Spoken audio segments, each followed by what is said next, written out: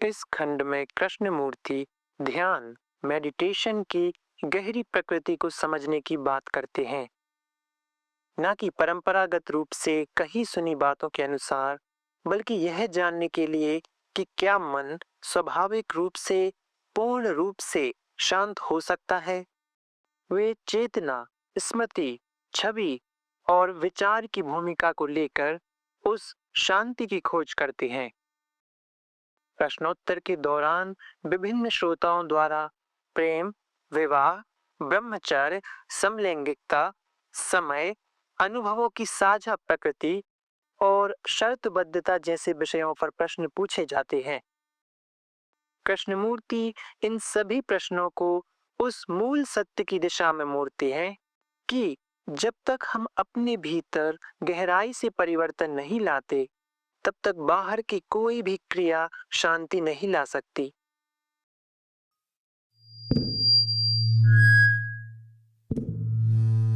इस शाम यदि मैं कर सकूं, तो मैं कई बातों पर चर्चा करना चाहूंगा। संबंधों के बारे में, प्रेम क्या है और पूरे मानव अस्तित्व के बारे में,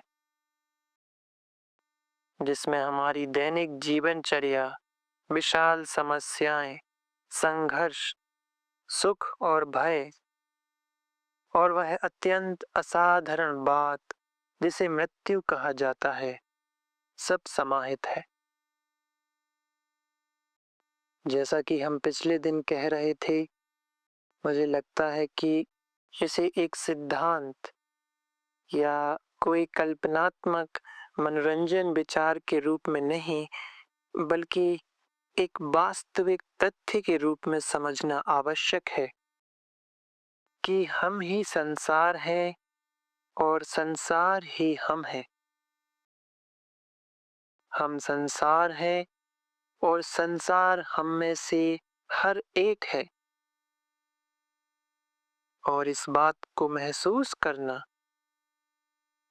केवल बौद्धिक रूप से नहीं, बल्कि पूरी तरह उसमें समर्पित हो जाना,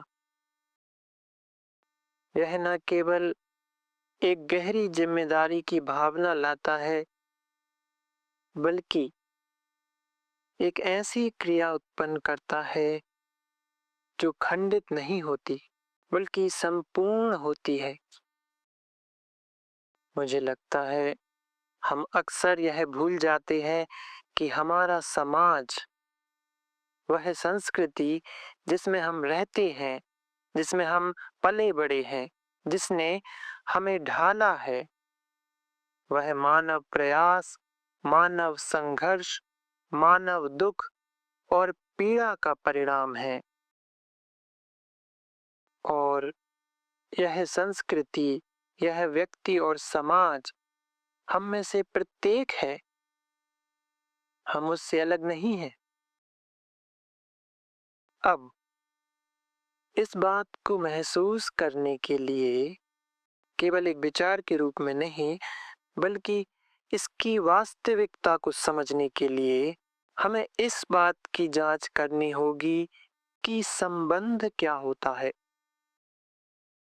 क्योंकि हमारा जीवन, हमारा अस्तित्व संबंधों पर आधारित है। जीवन संबंध में एक गति है, और यदि हम यह नहीं समझते कि संबंधों में क्या अंतर्निहित है, तो हम अनिवार्यता न केवल स्वयं को अलग कर लेते हैं, बल्कि एक ऐसा समाज रचते हैं जिसमें मनुष्य न केवल राष्ट्रीय और धार्मिक स्तर पर, बल्कि अपने भीतर भी विभाजित होता है। और इसलिए वह जो भीतर है, उसे ही वह बाहर की दुनिया में प्रक्षेपित करता है। मैं नहीं जानता कि क्या किसी ने इस प्रश्न को स्वयं के लिए गहराई से देखा है, यह जानने के लिए कि क्या कोई दूसरे के साथ पूर्ण समरसता में पूर्ण सामंजस्य में रह सकता है, ताकि कोई भी दीवार, कोई भी विभाजन, कोई भी दूरी ना रहे और केवल एक संपूर्ण एकता की अनुभूति हो। क्योंकि संबंध का अर्थ होता है जुड़ा होना, किसी क्रिया में, किसी योजना में, किसी विचारधारा या सिद्धांत में नहीं, बल्कि पूर्णतः एक साथ होना। उस अर्थ में कि दो व्यक्तियों के बीच, दो मनुष्यों के बीच जो विभाजन और खंडन है, वह किसी भी स्तर पर बिल्कुल ना हो। जब तक कोई इस तरह का संबंध नहीं खोज पाता, तब तक मुझे लगता है कि जब हम दुनिया में व्यवस्था लाने का प्रयास करते हैं, चाहे वह सिद्धांतों के आधार पर हो या तकनीकी माध्यम से, हम न केवल मनुष्य और मनुष्य के बीच गहरे विभाजन उत्पन्न करेंगे, बल्कि भ्रष्टाचार को भी रोक नहीं पाएंगे। भ्रष्टाचार की शुरुआत संबंधों की अनुपस्थिति से ही होती है। मुझे लगता है कि यही भ्रष्टाचार की जड़ है। जैसा कि हम अभी संबंध को जानते हैं, वह व्यक्तियों के बीच विभाजन की निरंतरता है। और व्यक्ति, इंडिविजुअल शब्द का मूल अर्थ है इंडिविजिबल, अर्थात अखंड। एक ऐसा मनुष्य जो स्वयं में खंडित ना हो, विभाजित ना हो, वही वास्तव में व्यक्ति है। लेकिन हम में से अधिकांश व्यक्ति नहीं है। हम सोचते हैं कि हम व्यक्ति हैं और इसलिए व्यक्ति और समाज के बीच संघर्ष उत्पन्न होता है। लेकिन जब कोई इस शब्द के न केवल शब्दकोशीय अर्थ को, बल्कि उस गहरे अर्थ को समझता है, उस गहन अर्थ को जिसमें कोई भी आंतरिक खंडन नहीं होता, अर्थात मन, हृदय और शरीर के बीच पूर्ण सामंजस्य, तब ही एक व्यक्तित्व का अस्तित्व होता है। और जैसे कि हमारे वर्तमान संबंध, चाहे वे कितने भी अंतरंग हों या सतही, गहरे हों या क्षणिक, यदि हम उन्हें सावधानी पूर्वक देखें तो वे खंडित होते हैं। पति या पत्नी या लड़का या लड़की, वे अपने अपने खोल में जीते हैं। वे अपनी महत्वाकांक्षा में रहते हैं, व्यक्तिगत और अहंकारी आकांक्षाओं में, ईर्ष्या में, और ये सब मिलकर एक छवि गढ़ते हैं, भीतर भी और बाहर भी। और इसलिए उनका संबंध एक दूसरे से उस छवि के माध्यम से होता है। और इसी कारण वास्तव में कोई संबंध नहीं होता। मैं नहीं जानता कि क्या कोई उस छवि के प्रति सचेत है। क्या आप वास्तव में इस छवि की संरचना और प्रकृति के प्रति सजग हैं, जिसे कोई अपने चारों ओर और भीतर बना लेता है? और हर व्यक्ति यह काम हर समय करता रहता है। और यदि यह व्यक्तिगत प्रवृत्ति, ईर्ष्या, प्रतियोगिता, लालच और वे सभी बातें जो आधुनिक समाज में प्रोत्साहित और बढ़ाई जाती हैं, यदि ये सब बनी रहती हैं, तो दूसरे के साथ कैसे कोई संबंध हो सकता है? यदि हम में से हर एक केवल अपनी व्यक्तिगत उपलब्धियों, अपने व्यक्तिगत सफलताओं का पीछा करता है, तो दूसरे से कोई संबंध कैसे होगा? मैं नहीं जानता कि क्या आप इस बात से अवगत हैं। हम इतने ढाले गए हैं कि हम इसे ही सामान्य मानते हैं, जीवन की एक स्वीकृत रीति। कि हर कोई अपनी खास प्रवृत्ति, अपने खास झुकाव को अपनाए और फिर भी दूसरे के साथ संबंध बनाने का प्रयास करे। यही तो हम कर रहे हैं, नहीं कर रहे? यदि कोई स्वयं को सावधानी से देखे, तो क्या यही नहीं हो रहा? क्या आप सब यही नहीं कर रहे? भले ही आप विवाहित हो, आप ऑफिस जाते हैं या फैक्ट्री, जो भी करते हैं, दिन भर आप उसी में लगे रहते हैं। और वह स्त्री अपने घर में अपनी परेशानियों के साथ, अपनी व्यर्थताओं के साथ ये सब होता है। इन दो मनुष्यों के बीच संबंध कहाँ है? क्या वह केवल शारीरिक है, केवल शारीरिक सुख में? और यदि यह संबंध इतना सतही, इतना सीमित, इतना संकुचित है, तो क्या यह स्वयं में भ्रष्टाचार नहीं है? शायद आप पूछेंगे, फिर तब जीवन कैसे जिएं? यदि आप ऑफिस ना जाएं, अपनी महत्वाकांक्षा, ईर्ष्या, उपलब्धियों की लालसा का पीछा ना करें, यदि ये सब ना करें, तो फिर क्या किया जाए? मुझे लगता है कि यह प्रश्न ही मूलतः गलत है। क्या आप ऐसा नहीं मानते? क्योंकि हमारा सरोकार है ना? मन की पूरी संरचना में एक मौलिक रूपांतरण लाने से। क्योंकि संकट बाहरी दुनिया में नहीं है, बल्कि संकट स्वयं चेतना में है। और जब तक हम इस संकट को सतही रूप से नहीं, किसी दार्शनिक या शिक्षक के अनुसार नहीं, बल्कि वास्तव में स्वयं गहराई से देखकर, उसका परीक्षण करके समझ नहीं लेते, तब तक हम कोई परिवर्तन नहीं ला सकते। और हमारा सरोकार है मनोवैज्ञानिक क्रांति से। यह क्रांति केवल तब संभव है जब मनुष्यों के बीच एक सही प्रकार का संबंध होता है। ऐसा संबंध कैसे लाया जाए? पहले तो समस्या स्पष्ट है ना?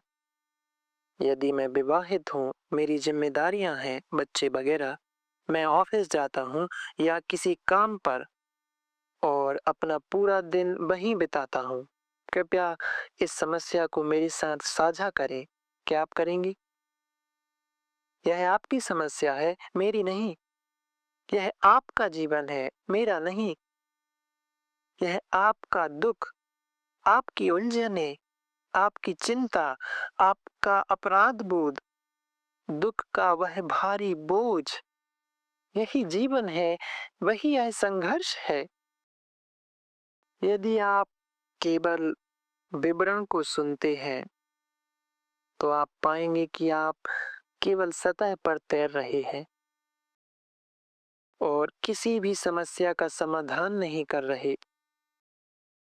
तो चूंकि यह वास्तव में आपकी समस्या है और वक्ता केवल उसका वर्णन कर रहा है, यह जानते हुए कि विवरण या वर्णन वह समस्या नहीं है, वह वस्तु नहीं है, तो हम इस समस्या को साथ में मिलकर साझा कर सकते हैं।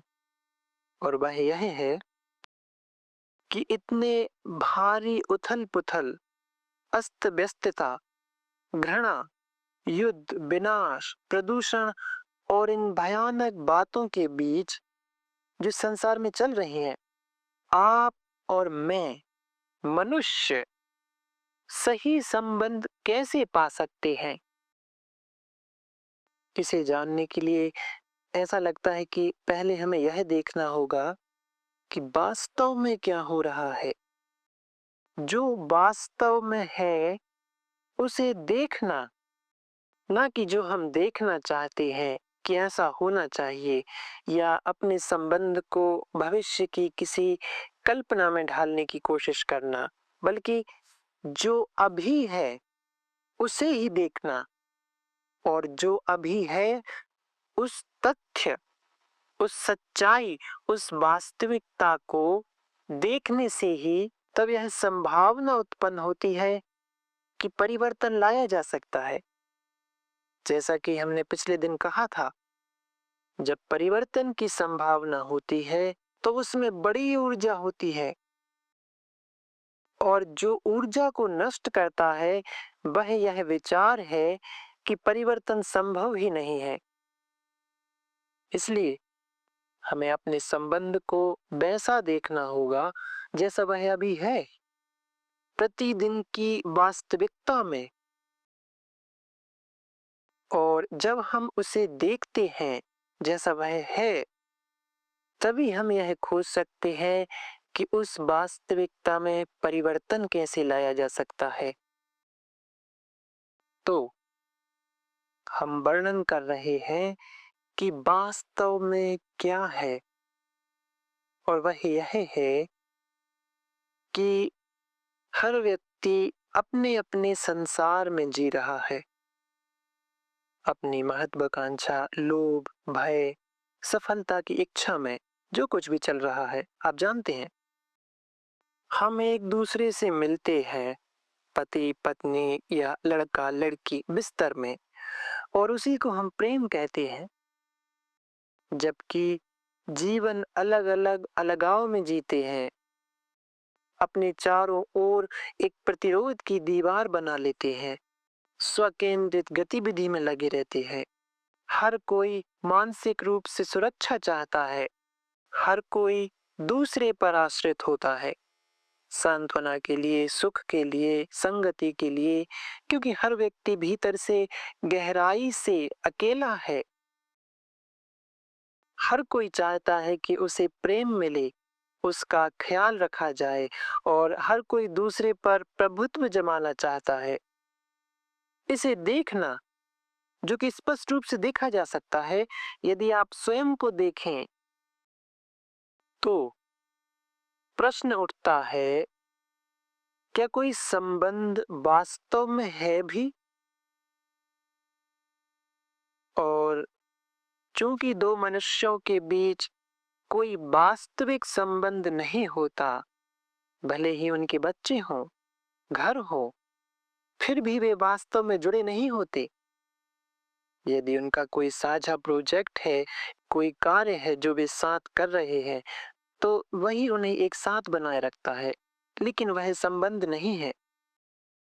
यह सब देखकर, और यह भी देखकर कि यदि दो मनुष्यों के बीच कोई संबंध नहीं है, तो वहीं से भ्रष्टाचार आरंभ होता है। समाज की बाहरी संरचना में नहीं, बाहर के प्रदूषण में नहीं, बल्कि भ्रष्टाचार, प्रदूषण, विनाश वहीं से शुरू होता है जब मनुष्यों के बीच वास्तव में कोई संबंध नहीं होता। जैसा कि आप में नहीं है। आप एक दूसरे का हाथ पकड़ सकते हैं, चूम सकते हैं, साथ सो सकते हैं, लेकिन जब आप बहुत गहराई से देखते हैं तो क्या वास्तव में कोई संबंध होता है? संबंध का अर्थ है एक दूसरे से जुड़ना, ना कि एक दूसरे पर आश्रित होना, ना ही अपनी अकेलेपन से भागने का जरिया बनना, ना ही दूसरे के जरिए सांत्वना या संगति पाना। जब आप दूसरे से आश्रय, सहारा, भावनात्मक समर्थन चाहते हैं, तो क्या वह कोई संबंध होता है, या आप बस एक दूसरे का उपयोग कर रहे होते हैं? हम निंदा नहीं कर रहे हैं, बल्कि जो है उसे देख रहे हैं, और उसे देखना निंदकता नहीं है। तो यह जानने के लिए कि संबंध क्या है, वास्तव में जुड़ाव का क्या अर्थ है, हमें इस अकेलेपन के प्रश्न को समझना होगा। क्योंकि हम में से अधिकांश लोग अत्यंत अकेले हैं। जितना अधिक हम वृद्ध होते हैं, उतना अधिक अकेले होते जाते हैं। विशेषकर इस देश में। क्या आपने वृद्ध लोगों को देखा है? वे कैसे होते हैं? क्या आपने देखा है कि वे कैसे भागते हैं? किसी तरह के मनोरंजन की ओर जाते हैं। वे पूरी जिंदगी काम करते हैं और फिर भी किसी न किसी प्रकार के मनोरंजन में खो जाना चाहते हैं। और यह देखना और यह जानना कि जीवन जीने का कोई ऐसा ढंग हो जिसमें हम एक दूसरे का उपयोग ना करें, मानसिक या भावनात्मक रूप से, ना ही एक दूसरे पर आश्रित रहें, ना ही अपने मानसिक कलेशों से भागने के लिए दूसरे को साधन बनाएं। अपनी ही निराशा से, अपने ही अकेलेपन से, इससे छुटकारा पाने के लिए इसे समझना है। अर्थात यह समझना कि अकेलापन क्या होता है। क्या आप कभी अकेले रहे हैं? क्या आप जानते हैं कि इसका मतलब क्या होता है? कि आपका किसी और से कोई संबंध नहीं, पूर्णतः अलग थलग। आप अपने परिवार के साथ हो सकते हैं, भीड़ में, कार्यालय में, आप जहां भी हो, यह चीज अचानक आ जाती है, पूर्ण अकेलेपन की एक तीव्र अनुभूति और आपकी निराशा। और जब तक आप इसे पूरी तरह नहीं सुलझाते, तब तक आपका संबंध एक तरह का पलायन बन जाता है और इसीलिए वह भ्रष्टता की ओर ले जाता है, दुख की ओर ले जाता है। तो इस अकेलेपन को, इस पूर्ण अलगाव की भावना को कैसे समझा जाए? इसे समझने के लिए हमें अपने ही जीवन को देखना होगा। क्या हमारी हर क्रिया स्वकेंद्रित गतिविधि नहीं है? कभी कभार हम उदार होते हैं, दान करते हैं, कुछ ऐसा करते हैं जिसका कोई उद्देश्य नहीं होता। वे दुर्लभ क्षण होते हैं, पर वास्तव में निराशा को कभी भी पलायन से मिटाया नहीं जा सकता। केवल उसे देखकर ही यह संभव है। तो हम लौटेंगे इस प्रश्न पर कि कैसे देखा जाए, कैसे स्वयं को इस तरह देखा जाए कि उस देखने में कोई संघर्ष ना हो, क्योंकि संघर्ष ही भ्रष्टता है, संघर्ष ऊर्जा की बर्बादी है, संघर्ष ही जीवन का युद्ध है, जन्म से लेकर मृत्यु तक। और क्या यह संभव है कि हम बिना किसी संघर्ष के जीवित रहें? एक क्षण के लिए भी संघर्ष ना हो। और इसका पता लगाने के लिए, स्वयं जानने के लिए हमें यह सीखना होगा कि कैसे देखा जाए। हमारी संपूर्ण मनोवैज्ञानिक गतियों को देखा जाए। हमने पहले इस पर बात की थी कि देखने का अर्थ है जागरूकता। वह सच्चा होता है जब देखने वाला नहीं होता, केवल देखना होता है। हम पहले ही इस पर विस्तार से बात कर चुके हैं, इसलिए दोबारा इसमें नहीं जाएंगे, क्योंकि कहने के लिए बहुत कुछ है। जब संबंध ही नहीं है, तब क्या प्रेम हो सकता है? हम प्रेम की बात करते हैं और प्रेम, जैसा हम जानते हैं, वह है यौन और सुख से जुड़ा होता है। क्या ऐसा नहीं है? नहीं? कुछ लोग कह रहे हैं नहीं। तो जब आप नहीं कहते हैं, तब आपको पूरी तरह से निराकांक्षी होना चाहिए। तब स्पर्धा नहीं होनी चाहिए। तब मैं और तुम, हम और वे, यह विभाजन नहीं होना चाहिए।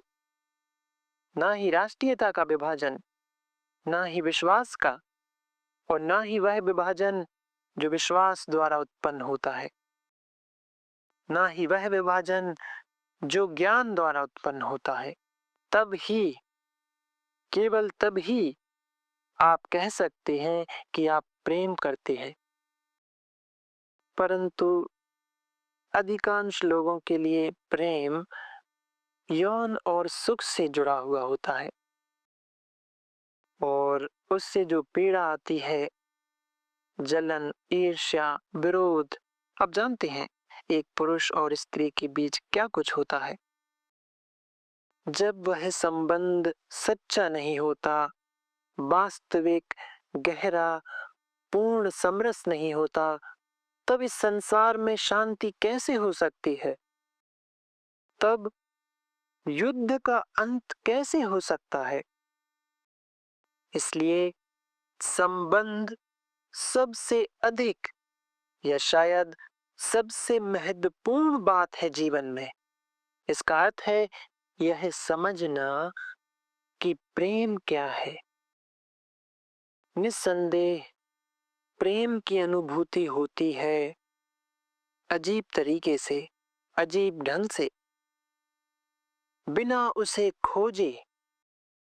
जब आप यह जान लेते हैं कि प्रेम क्या नहीं है, तब आप जान जाते हैं कि प्रेम क्या है। बौद्धिक रूप से नहीं, सैद्धांतिक रूप से नहीं, शब्दों से नहीं, बल्कि जब आप वास्तव में जान लेते हैं कि प्रेम क्या नहीं है, और वह है एक ऐसा मन जो स्पर्धी है, महत्वाकांक्षी है, जो तुलना करता है, जो अनुकरण या नकल करता है, ऐसा मन कभी प्रेम नहीं कर सकता। तो क्या आप इस संसार में रहते हुए बिना किसी महत्वाकांक्षा के पूर्ण रूप से जी सकते हैं? क्या आप कभी किसी और से अपनी तुलना किए बिना रह सकते हैं? क्योंकि जैसे ही आप तुलना करते हैं, तुरंत संघर्ष शुरू हो जाता है। ईर्ष्या, महत्वाकांक्षा और किसी और से ऊपर उठने की लालसा उत्पन्न होती है। कृपया इसे सुनिए, यह आपके जीवन की बात हो रही है। क्या एक ऐसा मन और हृदय जो चोटों को, अपमान को, उन बातों को याद करता है जो उसे सुस्त और संवेदनहीन बना चुकी हैं, क्या ऐसा मन और हृदय प्रेम को जान सकता है? क्या प्रेम सुख है? और फिर भी यही तो हम पीछा कर रहे हैं।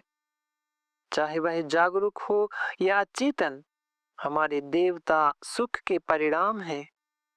हमारे विश्वास, सामाजिक ढांचा, नैतिकता जो मूलतः अनैतिक है, वह हमारे सुख की खोज का परिणाम है।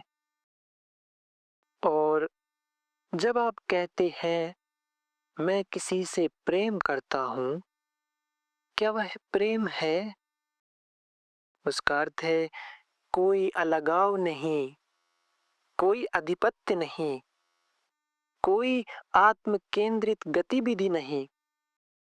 और यह जानने के लिए कि प्रेम क्या है, हमें इन सब बातों को नकारना होगा।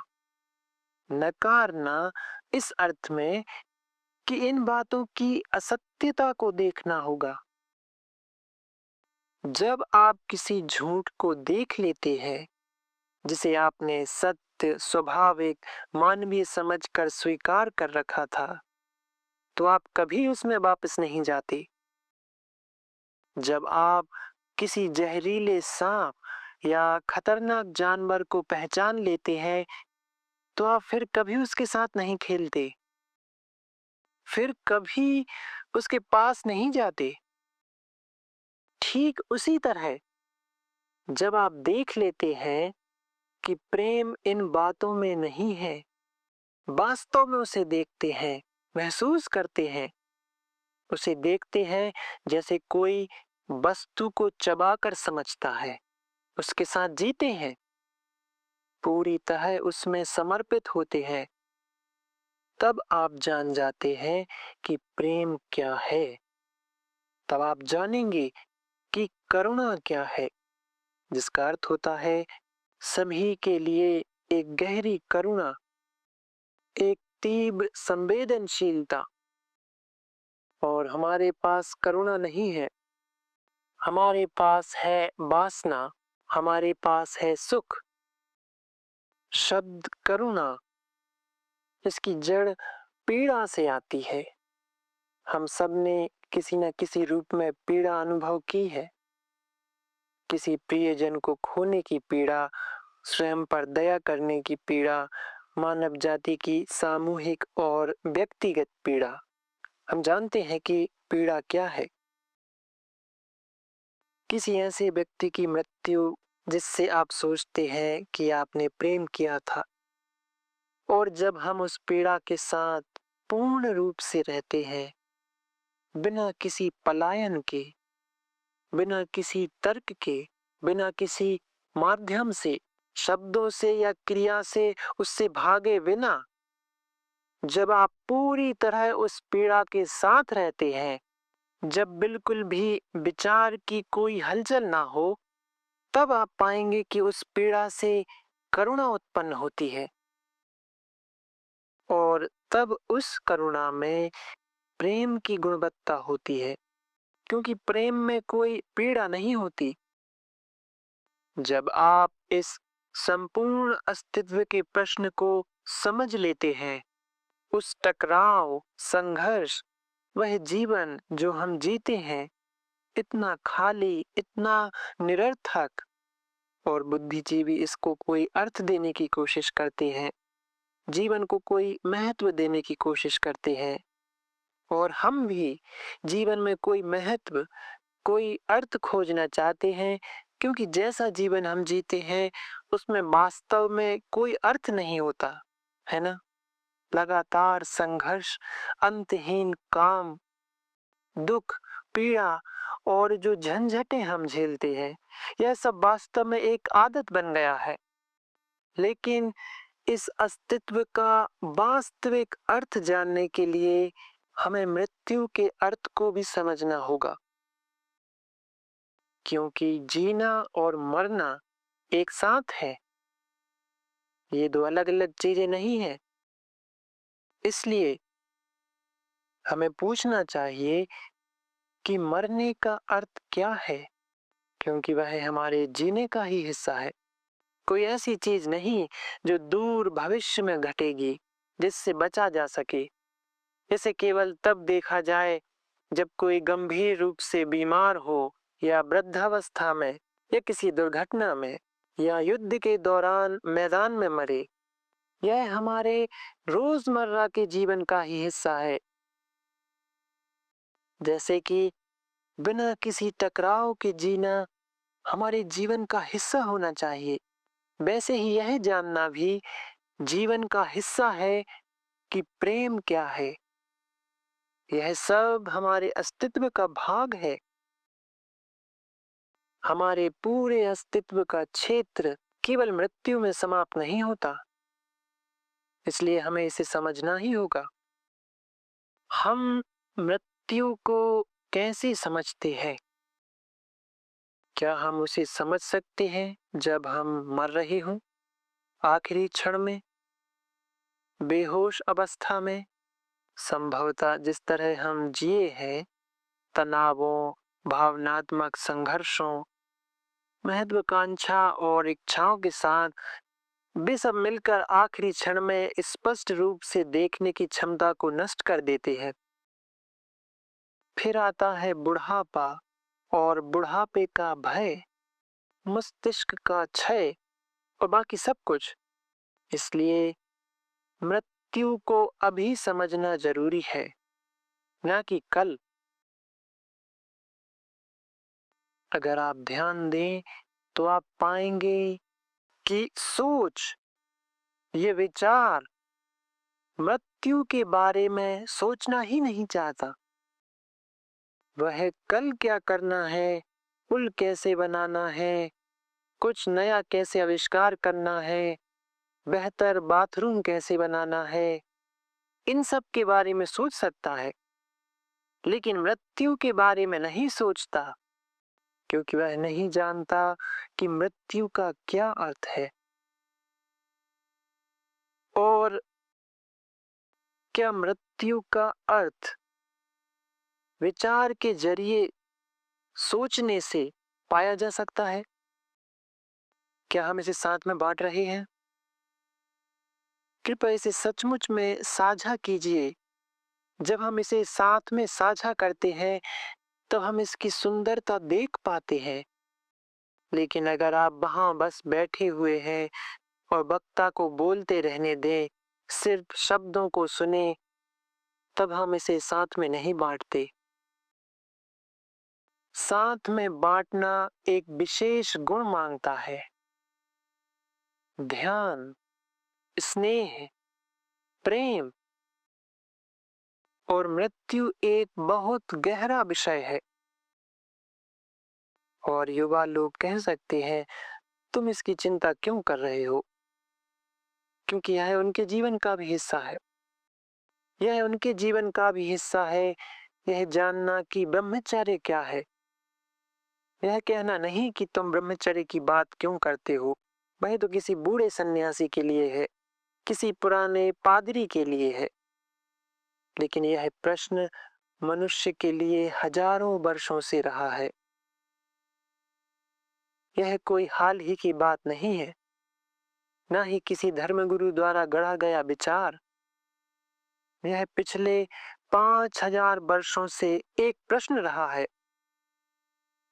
कि ब्रह्मचर्य का अर्थ क्या है। और यह जीवन का एक हिस्सा है कि क्या मन संपूर्ण रूप से पवित्र हो सकता है। और जब हम यह नहीं जान पाते कि एक पवित्र जीवन कैसे जिया जाए, तब हम ब्रह्मचर्य की प्रतिज्ञा कर लेते हैं और शारीरिक मानसिक यातनाएं झेलते हैं, जैविक यातनाएं। लेकिन वह ब्रह्मचर्य नहीं है। ब्रह्मचर्य तो कुछ और ही है। एक ऐसा मन जो किसी भी छवि से, किसी भी ज्ञान से मुक्त है। और इसका अर्थ है सुख और भय की पूरी प्रक्रिया को समझना, जिसे हमने पहले दिन विस्तार से देखा था। ठीक वैसे ही इस चीज को, जिसे हम मृत्यु कहते हैं, इसे भी समझना जरूरी है। आप किसी ऐसी चीज को कैसे समझेंगे जिससे आप बेहद डरते हों? क्या हम में से अधिकांश लोग मृत्यु से डरते नहीं हैं? या हम कहते हैं, धन्यवाद, मैं मरने वाला हूँ, अब इस जीवन से छुटकारा मिलेगा। इसकी सारी उलझनों, भ्रमों, क्षुद्र लड़ाइयों, हिंसा, क्रूरता और तमाम यांत्रिक चीजों से जो जीवन को घेरती हैं, धन्यवाद, यह सब खत्म हो जाएगा। लेकिन वह कोई उत्तर नहीं है। या मृत्यु को तर्क से समझना, या पुनर्जन्म में विश्वास करना, जैसे कि पूरा एशियाई जगत करता है। पुनर्जन्म में अगर आप उसमें गहराई से जानना चाहते हैं कि पुनर्जन्म का क्या अर्थ है, तो आपको यह जानना होगा कि आप अभी क्या हैं। यदि आप पुनर्जन्म में विश्वास रखते हैं, तो पहले यह जानिए कि आप इस क्षण क्या है। आप शब्दों का एक ढेर हैं, अनुभवों का एक संग्रह है, विभिन्न संस्कृतियों द्वारा ढाला गया ज्ञान है। आपकी जिंदगी की सारी पहचानों के साथ आपका फर्नीचर, आपका घर, आपका बैंक अकाउंट, सुख और दुख के अनुभव, यही तो आप हैं, है ना? यादें, असफलताएं, आशाएं, निराशाएं, आप वही हैं। और वही फिर अगले जीवन में जन्म लेने वाला है। कितनी सुंदर कल्पना है ना? या आप सोचते हैं कि आपके भीतर कोई स्थायी आत्मा है, कोई स्थायी तत्व है? या आप सोचते हैं कि आपके भीतर कुछ भी स्थायी है? जैसे ही आप कहते हैं कि मेरे भीतर एक स्थायी आत्मा है, वह आत्मा तो आपके ही सोच का परिणाम है या फिर आपकी आशा का परिणाम है। क्योंकि जीवन में इतनी असुरक्षा है, हर चीज क्षणिक है, परिवर्तनशील है, सतत गतिशील है। तो जब आप कहते हैं कि कुछ स्थायी है, तो वह स्थायित्व आपके सोचने का परिणाम है और विचार हमेशा अतीत से होता है। विचार कभी स्वतंत्र नहीं होता। वह कुछ भी गढ़ सकता है जो उसे पसंद आए। तो यदि आप भविष्य में जन्म लेने में विश्वास रखते हैं, तो आपको यह समझना होगा कि भविष्य इस बात पर निर्भर करता है कि आप अभी कैसे जी रहे हैं, आप क्या कर रहे हैं, आप क्या सोचते हैं, आपके कर्म कैसे हैं, आपके नैतिक मूल्यों की दिशा क्या है। तो आप अभी क्या हैं, अभी क्या कर रहे हैं, उसका बहुत गहरा महत्व है। परंतु जो लोग भविष्य के जन्म में विश्वास रखते हैं, वे इस बात की परवाह ही नहीं करते कि अभी क्या हो रहा है। यह बस एक विश्वास की बात है। आप मृत्यु का अर्थ कैसे जानेंगे? जब आप ऊर्जा से भरे हों, जीवन शक्ति हो, स्वस्थ हों, ना कि जब आप पागल हों, असंतुलित हों या बीमार हों, ना कि अंतिम क्षण में, बल्कि अभी। आप यह कैसे जानेंगे? यह जानते हुए कि शरीर अंततः नष्ट हो ही जाएगा। जैसे हर यांत्रिक वस्तु घिसती है, वैसे ही यह शरीर भी। लेकिन दुर्भाग्यवश हम इस शरीर रूपी मशीन को बहुत ही अपमानजनक ढंग से प्रयोग करते हैं, है ना? तो आप कैसे जानेंगे कि मृत्यु का क्या अर्थ है? यह जानते हुए कि यह शरीर खत्म हो जाएगा। क्या आपने कभी इस पर सोचा है? विचार, आप इस बारे में सोच नहीं सकते। क्या आपने कभी इसको अनुभव के माध्यम से पता लगाने की कोशिश की है? मनोवैज्ञानिक रूप से मरने का क्या अर्थ है? भीतर से। क्योंकि शाश्वत जो कालातीत है, वह अभी है, वह किसी दूर भविष्य में नहीं है।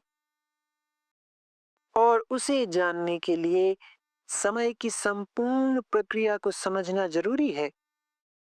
केवल घड़ी के समय को ही नहीं, बल्कि वह समय जिसे विचार ने एक क्रमिक परिवर्तन की प्रक्रिया के रूप में गढ़ा है। तो यह विचित्र बात जिसे हम सभी को किसी दिन या कभी न कभी सामना करना है, तो यह विचित्र चीज जिसका हम सभी को किसी दिन या कभी न कभी सामना करना ही है, उसे जानने का तरीका क्या है?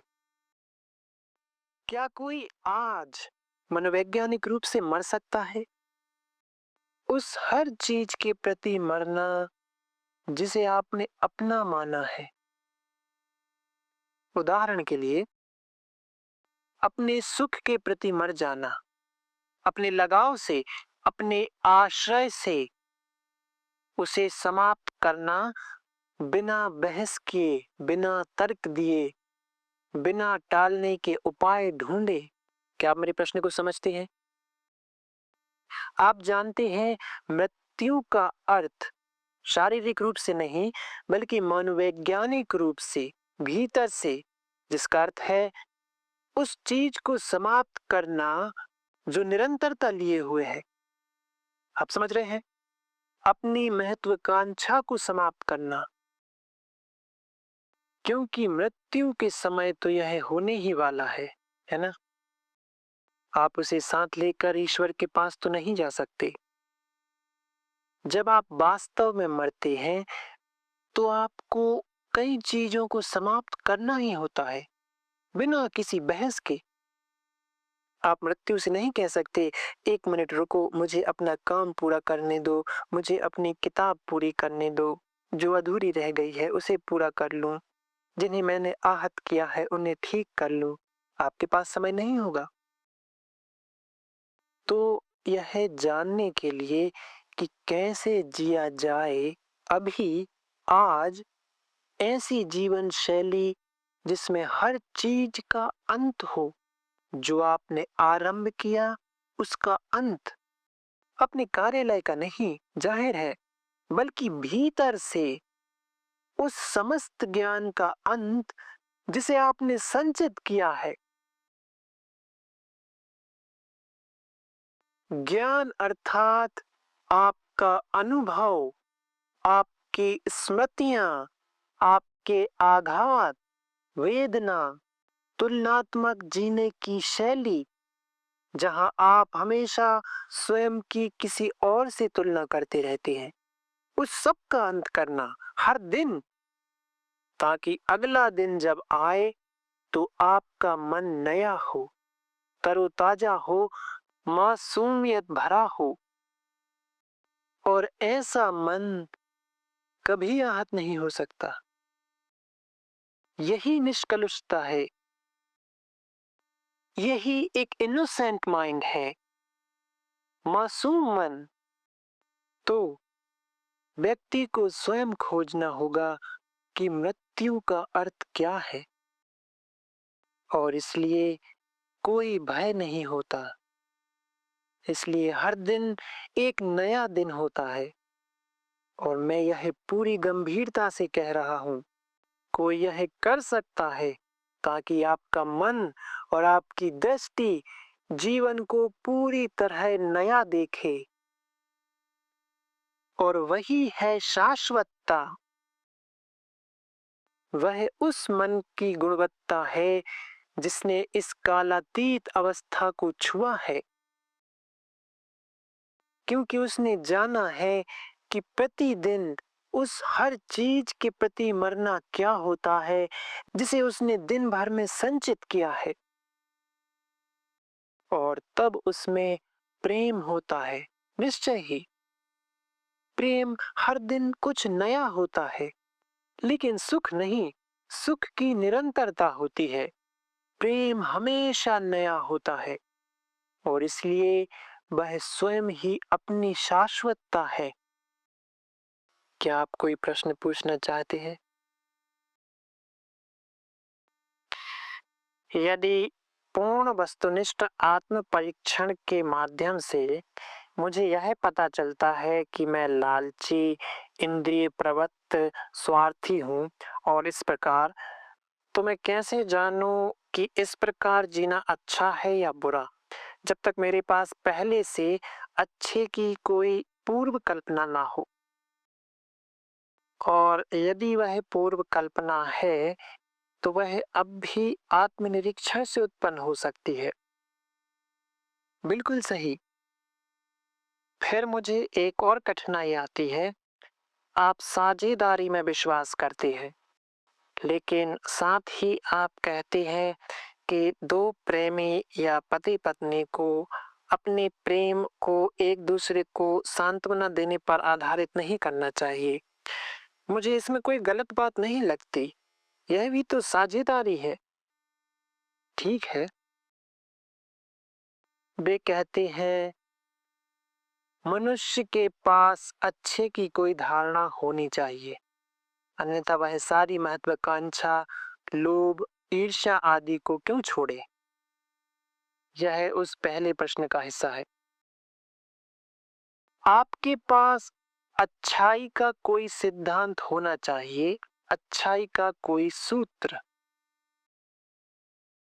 आपके पास बेहतर का कोई सिद्धांत हो सकता है, लेकिन क्या आपके पास अच्छाई का कोई सिद्धांत हो सकता है? हाँ, मुझे लगता है ऐसा हो सकता है। सज्जन कहते हैं उन्हें ऐसा लगता है। क्या विचार अच्छाई को उत्पन्न कर सकता है? नहीं, मेरा मतलब था अच्छाई की अवधारणा। हाँ, अच्छाई की अवधारणा भी तो विचार की उपज है, वरना आप अच्छाई की धारणा कैसे बना सकते हैं? लेकिन क्या वह धारणा आत्मनिरीक्षण से नहीं उत्पन्न हो सकती? मैं तो यही इंगित कर रहा हूँ। आपके पास अच्छाई की धारणा क्यों होनी चाहिए? तो फिर मुझे कैसे पता चलेगा कि मेरा जीवन अच्छा है या बुरा? तो फिर मुझे कैसे पता चलेगा कि मेरा जीवन अच्छा है या बुरा? सिर्फ प्रश्न को सुनिए। यदि मेरे पास अच्छाई की कोई धारणा नहीं है, तो मैं कैसे जानूं कि मेरा जीवन अच्छा है या बुरा? क्या हमें यह नहीं पता कि संघर्ष क्या होता है? क्या मुझे पहले संघर्ष रहित होने की धारणा होनी चाहिए ताकि मैं संघर्ष को समझ सकूं? या उससे पहले कि मैं संघर्ष के प्रति जागरूक हो सकूं? या उससे पहले कि मैं संघर्ष के प्रति जागरूक हो सकूं? मैं जानता हूं संघर्ष क्या होता है। वह खींचातानी, पीड़ा, टकराव। क्या मैं यह नहीं जानता? बिना यह जाने कि उस अवस्था में क्या होता है जहां कोई संघर्ष नहीं होता, और जब मैं अच्छाई की कोई रूपरेखा बनाता हूं, तो वह मेरी संस्कारिता के अनुसार होगी, मेरी कंडीशनिंग के अनुसार होगी, मेरी सोचने के ढंग, मेरी अनुभूतियों, मेरी विशेषताओं, मेरी सांस्कृतिक संस्कारिता के आधार पर। तो क्या अच्छाई को विचार द्वारा गढ़ा जाना चाहिए? और तब क्या विचार मुझे बताएगा कि मेरे जीवन में क्या अच्छा है और क्या बुरा? या अच्छाई का विचार या सूत्र से कोई संबंध ही नहीं है? तो अच्छाई कहाँ फूटती है, कहाँ खिलती है? बताइए, कहाँ खिलती है? क्या किसी धारणा में, किसी भविष्य की कल्पना में, किसी आदर्श में, अर्थात भविष्य में? धारणा का अर्थ ही है भविष्य, कल। वह चाहे कितना भी दूर हो या बहुत निकट, वह समय के भीतर ही होता है। और जब आपके पास कोई धारणा होती है जो विचार द्वारा प्रक्षेपित होती है, और विचार स्मृति की प्रतिक्रिया है, संचित ज्ञान की प्रतिक्रिया, उस संस्कृति पर निर्भर करती है जिसमें आपने जीवन जिया है, तो क्या आपको वह अच्छाई भविष्य में मिलती है विचार द्वारा निर्मित, या वह तब आती है जब आप संघर्ष, पीड़ा और दुख को समझना शुरू करते हैं? तो जब आप जो है उसी को समझते हैं, ना कि उसकी तुलना करते हैं कि क्या होना चाहिए, बल्कि वास्तव में जो है वही, तब उस समझ में अच्छाई खिलती है। निश्चय ही अच्छाई का विचार से कोई लेना देना नहीं होता, है ना? क्या प्रेम का विचार से कोई संबंध होता है? क्या आप प्रेम को विकसित कर सकते हैं यह कहकर कि मेरा प्रेम का आदर्श ऐसा होना चाहिए, उसका सुंदर रूप गढ़ें और फिर उसे विकसित करें? क्या आप जानते हैं कि जब आप प्रेम को विकसित करने की कोशिश करते हैं तो क्या होता है? आप प्रेम नहीं कर रहे होते। आप सोचते हैं कि कभी भविष्य में किसी समय प्रेम आपके पास आएगा, और इस बीच आप हिंसक होते रहते हैं, वगैरह वगैरह। तो क्या अच्छाई विचार की उपज है? क्या प्रेम अनुभव या ज्ञान की उपज है? और दूसरा प्रश्न साझेदारी और सुविधा के संबंध में था। साझेदारी, संग साथ। आप क्या साझा करते हैं? हम हर समय क्या साझा कर रहे हैं? हमने मृत्यु के बारे में बात की, प्रेम के बारे में बात की, हमने मनोवैज्ञानिक रूप से पूर्ण रूपांतरण की आवश्यकता के बारे में बात की।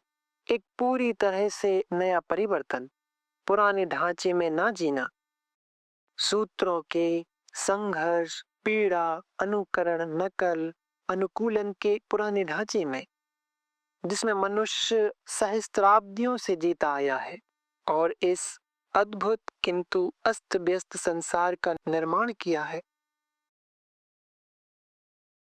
हमने मृत्यु के बारे में बात की, तो हम उसे कैसे साझा करते हैं? क्या उस समझ को साझा करते हैं, ना कि उसके शब्दों को, ना उसके विवरण को, ना उसके स्पष्टीकरण को, जो शब्द शाब्दिक ही है, बल्कि उस सत्य को साझा करते हैं जो उसकी समझ के साथ आता है? तो समझ का अर्थ क्या है? आप कब समझते हैं? जब आप मुझे कुछ कहते हैं जो गंभीर है, महत्वपूर्ण है, जो जरूरी है, तो मैं उसे पूरी तरह सुनता हूँ, क्योंकि वह मेरे लिए महत्वपूर्ण है। और इतनी गहराई से सुनने के लिए मेरा मन शांत होना चाहिए। अगर मैं बक-बक कर रहा हूँ, कहीं और देख रहा हूँ या जो आप कह रहे हैं उसकी तुलना अपनी जानकारी से कर रहा हूँ, तो मेरा मन शांत नहीं है। केवल जब मेरा मन पूर्ण रूप से शांत होता है और पूरी तरह सुनता है, तभी समझ होती है। उस चीज की सच्चाई की समझ, तभी हम उसे साझा करते हैं, वरना हम साझा कर ही नहीं सकते। हम केवल शब्दों को साझा नहीं कर सकते।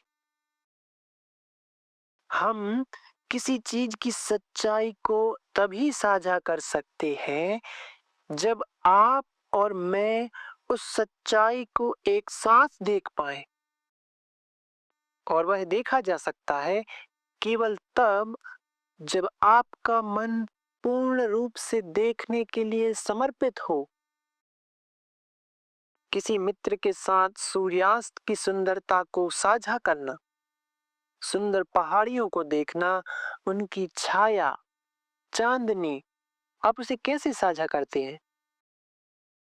यह कहकर कि उस अद्भुत पहाड़ी को देखो, आप ऐसा कह सकते हैं, पर क्या वह साझा करना हुआ? आप वास्तव में कब किसी चीज को साझा करते हैं? इसका अर्थ है कि किसी और के साथ किसी चीज को साझा करने के लिए आपके पास समान रुचि होनी चाहिए, उसी तीव्रता के साथ, उसी स्तर पर, उसी जुनून के साथ, वरना आप कैसे कुछ साझा करेंगे? आप रोटी का टुकड़ा साझा कर सकते हैं, मैं आपको आधी रोटी दे सकता हूं, पर हम उसकी बात नहीं कर रहे। हम एक साथ देख सकें, यही साझेदारी है। हम दोनों को देखना होगा, सिर्फ सहमत या असहमत नहीं होना है, बल्कि जो कुछ है उसे एक साथ देखना, ना कि मेरी मूर्खतापूर्ण संस्कारिता के अनुसार या आपकी संस्कारिता या कंडीशनिंग के अनुसार उसका अर्थ निकालना। और एक साथ देखने के लिए व्यक्ति को स्वतंत्र होना होगा, देखने के लिए स्वतंत्र, सुनने के लिए भी स्वतंत्र। और इसका अर्थ है कोई पूर्वाग्रह नहीं। तभी उस प्रेम की गुणवत्ता के साथ साझेदारी होती है। हम मन को शांत कैसे करें या कैसे उसे अतीत के हस्तक्षेपों से मुक्त करें? आपने प्रश्न को समझ लिया है, तो मैं उसे दोहराऊंगा नहीं। मुझे नहीं मालूम कि हमारे पास समय है या नहीं इस पर विस्तार से जाने के लिए। आप मन को शांत नहीं कर सकते महोदय। पूर्ण विराम। ये सब चालें हैं। आप कोई गोली ले सकते हैं और मन को शांत कर सकते हैं। आप मन को पूर्ण रूप से शांत नहीं कर सकते, क्योंकि आप ही मन है। ठीक है? आप यह नहीं कह सकते मैं अपने मन को शांत करूंगा। इसलिए हमें यह समझना होगा कि ध्यान वास्तव में क्या है, ना कि जो दूसरे लोग ध्यान के बारे में कहते हैं वह मूर्खता है, बल्कि यह जानना कि क्या मन कभी शांत हो सकता है, ना कि ये कि मन को शांत कैसे किया जाए। इसलिए इस पूरे प्रश्न में गहराई से जाना होगा, ज्ञान का प्रश्न, और यह देखना होगा कि क्या मन, जिसमें मस्तिष्क भी शामिल है और मस्तिष्क की कोशिकाएं जो अतीत की स्मृतियों से भरी हुई है, क्या वे कोशिकाएं पूरी तरह शांत हो सकती हैं और आवश्यक होने पर कार्य करें, और जब आवश्यकता ना हो तब पूरी तरह शांत हो जाएं। शायद हम इस पर कल बात कर सकते हैं जब हम ध्यान क्या है उस पर चर्चा करेंगे। क्या ऐसा करें, क्योंकि इसमें बहुत समय लगेगा। सर, मेरा एक सवाल है। क्षमा करें सर, मेरा एक सवाल है। आप अनुभवों को साझा करने की बात कर रहे थे। मैं यह मानता हूं कि शारीरिक सुख के अनुभव को साझा करना भी जरूरी है। जैसे आप सूर्यास्त के अनुभव को साझा करते हैं, वैसे ही आप शारीरिक सुख का अनुभव भी साझा करते हैं। तो मैं जानना चाहता हूं कि आप विवाह की स्थिति में जीवन जीने के बारे में क्या सोचते हैं, उसके मुकाबले में जो एक खुला जीवन होता है। मैं आपके सवाल को ठीक से समझ नहीं पाया, क्षमा कीजिए। क्या आप थोड़े साफ-साफ बोल सकते हैं या इसे संक्षेप में कह सकते हैं? मैं यह मानता हूँ कि सेक्स के अनुभव को साझा करना चाहिए, जैसे सूर्यास्त का अनुभव साझा करते हैं वैसे ही। तो मैं जानना चाहता हूँ कि क्या आप विवाह की अवस्था में जीवन जीने में विश्वास रखते हैं? आपने समझा? मैं पूरी तरह नहीं समझ पाया। सेक्स को साझा करना? लेकिन आप सेक्स तो साझा कर ही रहे हैं महोदय, है ना? मैं इस प्रश्न को ठीक से समझ नहीं पा रहा हूँ। क्या कहा आपने मैडम? क्या ब्रह्मचर्य प्रेम की एक अनिवार्यता है? क्या कहा आपने सर? क्या मैं एक सवाल पूछ सकता हूँ? आप जो चाहे पूछ सकते हैं। सर, क्या मैं बालकनी से एक सवाल पूछ सकता हूँ? जरूर पूछिए सर। समय का अस्तित्व क्यों है? क्या यह ब्रह्मांडीय प्रेम की लय है? अरे नहीं सर, इसका उत्तर मैं नहीं दे सकता। किसी वैज्ञानिक से पूछिए। नहीं, जरा सुनिए सर, कृपया, यदि मैं अत्यंत आदर पूर्वक कह सकूं, तो कृपया सैद्धांतिक प्रश्न मत पूछिए। सर, जब आप संबंधों की बात करते हैं, तो आप हमेशा एक पुरुष और एक महिला या एक लड़के और लड़की की बात करते हैं। तो क्या जो बातें आप संबंधों के बारे में कहते हैं, वे एक पुरुष और एक पुरुष या एक महिला और महिला पर भी लागू होती हैं? समलैंगिकता? हाँ, यदि आप उस नाम से इसे संबोधित करना चाहें।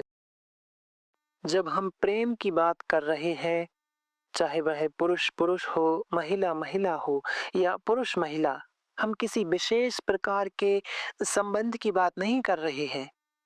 हम पूरे संबंध के आंदोलन की बात कर रहे हैं। सिर्फ एक या दो के साथ नहीं, बल्कि पूरे संबंध की अनुभूति। क्या आप नहीं जानती कि इसका अर्थ क्या है? दुनिया से संबंधित होना, जब आप महसूस करते हैं कि आप ही दुनिया है, कल्पना के रूप में नहीं, क्योंकि वह तो भयावह बात होगी, बल्कि सचमुच यह महसूस करना कि आप जिम्मेदार हैं, कि आप इस जिम्मेदारी के लिए पूर्ण रूप से प्रतिबद्ध हैं, और यही एकमात्र प्रतिबद्धता है, न कि बमों के माध्यम से प्रतिबद्धता या किसी विशेष गतिविधि के लिए, बल्कि यह अनुभव करना कि आप ही दुनिया है और दुनिया आप है। जब तक आप पूरी तरह से मौलिक रूप से भीतर से रूपांतरण नहीं लाते, आप बाहर चाहे जो भी कर लें, मनुष्य के लिए कोई शांति नहीं होगी। यदि आप इसे अपने रक्त में महसूस करें, तो आपके प्रश्न पूर्ण रूप से वर्तमान से संबंधित होंगे और वर्तमान में परिवर्तन लाने के लिए होंगे, न कि किसी काल्पनिक मूर्खतापूर्ण आदर्शों के लिए। क्षमा कीजिए। पिछली बार जब हम मिले थे, आपने कहा था कि यदि कोई पीड़ादायक अनुभव है जिसे पूरी तरह से नहीं देखा गया है या जिससे बचा गया है, तो वह एक खंड के रूप में अचेतन में चला जाता है। तो हम इस पीड़ादायक और भयपूर्ण अनुभव के इन टुकड़ों से कैसे मुक्त हो सकते हैं ताकि अतीत हम पर हावी ना हो सके? कोई व्यक्ति इन संस्कारों से कैसे मुक्त हो सकता है? हाँ, पीड़ादायक अनुभवों से। हाँ, वही तो संस्कार है। क्या रुकने का समय हो गया है? नहीं। तो चलिए इस प्रश्न को लेते हैं। कोई व्यक्ति इन संस्कारों से कैसे मुक्त हो? एक संस्कृति में जन्म लेने के कारण जो संस्कार मिले, जैसे कि एक हिंदू ब्राह्मण आदि के रूप में, या एक कैथोलिक प्रोटेस्टेंट बैप्टिस्ट और न जाने क्या क्या, मैं इस विशाल प्रचार से मुक्त कैसे हो सकता हूँ? सबसे पहले मुझे इसका पता होना चाहिए कि मैं संस्कारित हूँ, कंडीशन्ड हूँ, ना कि कोई मुझे बताता है कि मैं कंडीशन्ड हूँ, संस्कारित हूँ। क्या आप अंतर समझ रहे हैं? यदि कोई मुझे कहता है कि मैं भूखा हूँ, वह अलग बात है, और वास्तव में भूखा होना अलग बात है। इसलिए मुझे अपनी कंडीशनिंग के प्रति, अपनी संस्कारिता के प्रति सचेत होना होगा। इसका अर्थ है कि मुझे अपने संस्कारों के प्रति न केवल सतही स्तर पर, बल्कि गहराई में भी जागरूक होना होगा। अर्थात मुझे पूरी तरह से जागरूक होना होगा। सबसे पहले पूरी तरह से जागरूक होने का मतलब यह है कि मैं उस संस्कार से या उस कंडीशनिंग से पार निकलने की कोशिश नहीं कर रहा, या उससे मुक्त होने की कोशिश नहीं कर रहा हूं। मुझे उसे वैसे ही देखना चाहिए जैसी वह वास्तव में है, न कि उसमें एक और तत्व लाना जो मुक्त होना चाहता है, क्योंकि वह तो वास्तविकता से पलायन है। क्या आप इसका अनुसरण कर रहे हैं? तो मुझे जागरूक होना चाहिए। उसका क्या अर्थ है? पूरी तरह जागरूक होना, न कि आंशिक रूप से अपने हिंदू, यहूदी, बौद्ध, कम्युनिस्ट आदि के संस्कारों के प्रति। इसका मतलब है कि मेरा मन अत्यंत संवेदनशील हो, अन्यथा मैं जागरूक नहीं हो सकता। क्या मैं हो सकता हूँ? संवेदनशील, इसका अर्थ है कि मुझे अपने चारों ओर की हर चीज को बहुत निकट से देखना होगा। रंग, गहराई, लोगों की गुणवत्ता, आसपास की वस्तुएं, और मुझे यह भी बिना किसी चयन के, बिना किसी चुनाव के जागरूक होना होगा कि वास्तव में मेरी संस्कारिता या कंडीशनिंग क्या है। क्या आप ऐसा कर सकते हैं? ना कि उसकी व्याख्या करना, ना उसे बदलने की कोशिश करना, ना ही उसके पार जाने की कोशिश करना या उससे मुक्त होने की कोशिश करना, बल्कि बस उसके प्रति पूरी तरह से जागरूक रहना। क्या आप चाहते हैं कि मैं इसमें और गहराई से जाऊं? क्या आपके पास समय और ऊर्जा है? हाँ, ताली मत बजाइए। ठीक है, मैं आगे जाता हूँ। जब आप किसी वृक्ष को देखते हैं, तो आपके और वृक्ष के बीच दूरी होती है ना? वृक्ष के बारे में ज्ञान होता है, वृक्ष का वानस्पतिक ज्ञान। तो आपके और वृक्ष के बीच ये ज्ञान होता है जो कि समय है, यही दूरी है। अर्थात वृक्ष के बारे में ज्ञान के कारण आप में विभाजन होता है। अब उस वृक्ष को बिना ज्ञान के, बिना समय के देखना, इसका अर्थ यह नहीं है कि आप अपने को उस वृक्ष के साथ एक कर लें, बल्कि ऐसा करना यानी वृक्ष को इतनी जागरूकता, इतनी सजगता से देखना कि समय की सीमाएं उसमें प्रवेश ना करें। समय की सीमाएं केवल तब आती हैं, समय जो कि अतीत है, जो कि वानस्पतिक ज्ञान है, इसकी सीमाएं केवल तब आती हैं जब आपके पास उस वृक्ष के बारे में ज्ञान होता है। क्या आप इसे देख सकते हैं? क्या मैं इसे जटिल बना रहा हूं? नहीं। हाँ, मैं इसे थोड़ा और नजदीक लाता हूं।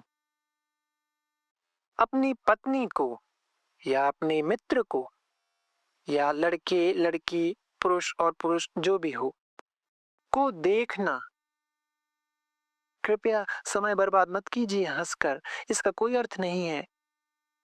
उन्हें बिना छवि के देखना। छवि अतीत है ना?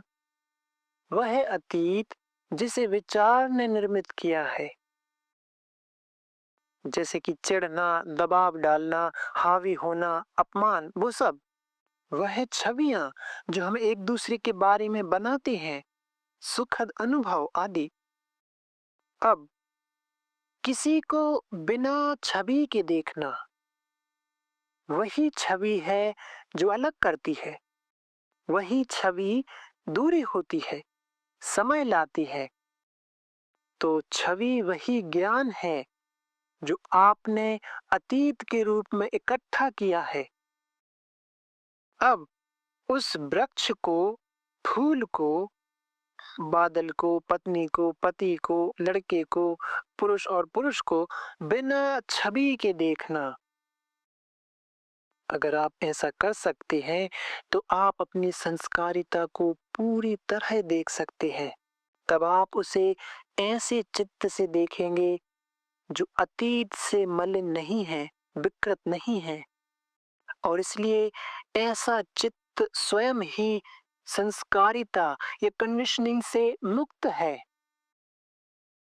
अपने को देखना, सामान्यतः हम जैसे देखते हैं उसमें एक निरीक्षक, ऑब्जर्वर होता है जो देखता है वस्तु को, यानी मैं जो देख रहा हूं, मुझे, यह निरीक्षक ही ज्ञान है, ऑब्जर्वर ही ज्ञान है, अतीत है, समय है, संग्रहित अनुभव। वही अपने को वस्तु से अलग करता है। अब देखना बिना निरीक्षक के, और आप ऐसा कर सकते हैं, और आप ऐसा करते हैं। आप ऐसा करते हैं जब आप पूर्ण रूप से सजग होते हैं। आप जानते हैं सजग होने का अर्थ क्या है? जागरूक होना सीखने के लिए किसी विद्यालय मत जाइए। यहां जागरूक होना, इसका अर्थ है सुनना बिना किसी व्याख्या के, बिना किसी निर्णय के, सिर्फ सुनना। जब आप ऐसे सुनते हैं तो कोई सीमा नहीं होती, कोई आप नहीं होता जो सुन रहा है, केवल सुनने की एक स्थिति होती है। इसलिए जब आप अपनी संस्कारिता को देखते हैं तो वह संस्कारिता केवल निरीक्षक में होती है, न कि देखी जा रही वस्तु में। ठीक है, इसलिए देखना बिना निरीक्षक के, बिना मैं के, उसके भय, उसकी चिंताओं आदि के बिना, तब आप देखेंगे यदि आप ऐसे देखते हैं तो आप एक पूर्णतः भिन्न आयाम में प्रवेश कर जाते हैं।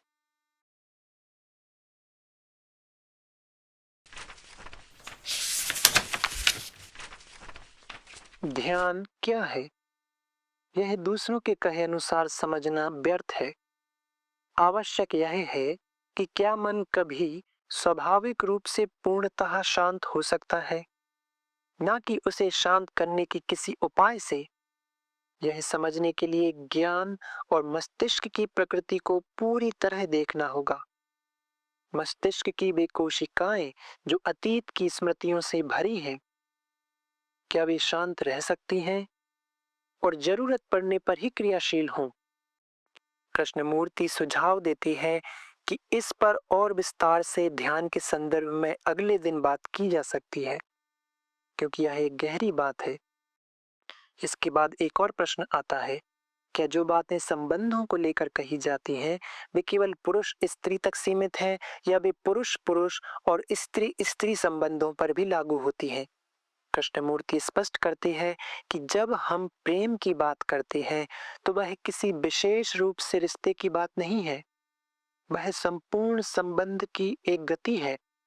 जब आप स्वयं को संसार से संबंधित महसूस करते हैं, विचार के रूप में नहीं बल्कि गहराई से, तो आप इस जिम्मेदारी के प्रति पूर्णतः समर्पित होते हैं। ऐसा परिवर्तन केवल भीतर से आ सकता है। जब तक व्यक्ति स्वयं में पूर्ण रूपांतरण नहीं लाता, तब तक बाहर की किसी भी क्रिया से शांति नहीं आ सकती। यदि आप इसे अपने रक्त में महसूस करें तो आपके सारे प्रश्न वर्तमान से जुड़ जाएंगे, किसी कल्पना या आदर्शवाद से नहीं। इसके बाद एक प्रश्न आता है, यदि कोई अनुभव दर्दनाक है और पूरी तरह से उसका सामना नहीं किया जाता तो वह अवचेतन में एक टुकड़े की तरह चला जाता है। उससे कैसे मुक्त हों ताकि अतीत का हम पर प्रभाव न रहे? कृष्णमूर्ति इसे संस्कारिता की प्रक्रिया के रूप में पहचानते हैं और पूछते हैं, क्या हम इसे पूरी तरह से समझ सकते हैं? संस्कारिता से मुक्ति के लिए या कंडीशनिंग से मुक्ति के लिए पहले हमें पूरी तरह से जागरूक होना होगा कि हम कंडीशनड हैं, हम संस्कारित हैं। ना कि कोई और हमें बताए, बल्कि स्वयं देखना, जैसे भूख कोई और बता दे और स्वयं भूखा होना, दोनों अलग बातें हैं। यह जागरूकता केवल सतह ही नहीं बल्कि गहराई तक होनी चाहिए। और जब हम संस्कारिता को देख रहे हैं तो उस देखने में कोई प्रतिक्रिया नहीं होनी चाहिए, ना उसे बदलने की इच्छा, ना उससे मुक्त होने की चाह। केवल देखना बिना किसी विकल्प या निर्णय के। तब देखने की वह स्थिति, छवि के बिना देखने की क्षमता आपको स्वयं को पूरी तरह से देखने की स्वतंत्रता देती है। छवि ही दूरी बनाती है और छवि ज्ञान है, अतीत की स्मृति है। जब आप बिना किसी छवि के किसी चीज को देखते हैं, वृक्ष, फूल, बादल, पत्नी, पति या पुरुष, तब आप संस्कारिता को एक ऐसे मन से देखते हैं जो अतीत से मुक्त है। और अंत में कृष्णमूर्ति उस सूक्ष्म बिंदु को छूते हैं कि देखने वाला ऑब्जर्वर और देखा जा रहा ऑब्जर्व, यह विभाजन स्वयं ही संस्कारिता है, कंडीशनिंग है। जब आप पूर्ण सजग होते हैं तब देखने वाला नहीं होता, केवल देखना होता है। तब आप उस कंडीशनिंग को बिना मैं के देखते हैं, तब एक पूर्णतः भिन्न आयाम होता है।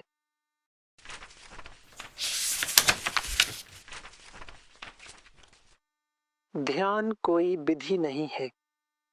कृष्णमूर्ति ध्यान को किसी अभ्यास, पद्धति या किसी और के बताए हुए अनुसार नहीं देखते, बल्कि एक सीधा प्रश्न उठाते हैं, क्या मन, जिसमें मस्तिष्क और उसकी स्मृतियां शामिल हैं, कभी स्वाभाविक रूप से पूरी तरह शांत हो सकता है? प्रेम और संबंध किसी विशेष स्वरूप तक सीमित नहीं। वे प्रेम को किसी भी रूप, पुरुष स्त्री, पुरुष पुरुष, स्त्री स्त्री में बांधने से इनकार करते हैं। उनके लिए संबंध का अर्थ है संपूर्ण जीवन से जुड़ना, एक ऐसी जागरूकता जिसमें कोई विभाजन नहीं होता। छवि ही मनोवैज्ञानिक दूरी और समय को जन्म देती है। जो छवि हम एक दूसरे के बारे में बनाते हैं, वह अतीत से आती है और वही हमें अलग करती है। बिना छवि के देखना ही स्वतंत्रता है। सच्ची सजगता में मैं नहीं होता।